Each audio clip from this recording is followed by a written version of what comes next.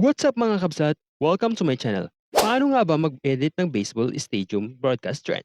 Halika at tuturuan kita. Let's go!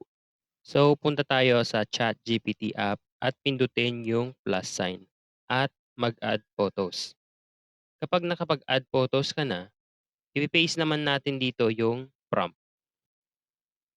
Yung prompt na ito ay pwede nyong gayahin. Nasa description box ko lang siya or nasa comment section.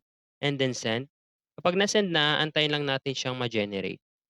Kapag na-generate na yung picture, ayan. So, isi-save natin ito dahil ito ay gagamitin natin sa paggawa ng video. Kapag na-save mo na yan, pupunta naman tayo sa Chrome at i-search ang Google Flow. Dito naman sa Google Flow, mag-login ka lang at pindutin yung Create with Flow at New Project. Dito naman sa Flow, dito mo makikita kung paano gawin yung video. So, ito yung details. So, ayan. Dito naman, upload natin yung na-generate na picture dun sa ChatGPT. Yan. So, upload natin.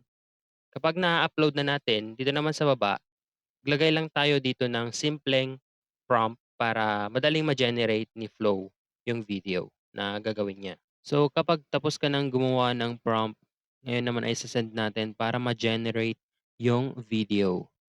Ayan. So, antayin lang natin ng ilang minuto or segundo. Ayan, kapag na-generate na ang video, ayan, so click lang natin tong video. May makikita ka ring download arrow sa taas. Ayan, so click mo lang yan and then iset mo sa 720p size. Ayan. And that's it. Tapos na tayong gumawa.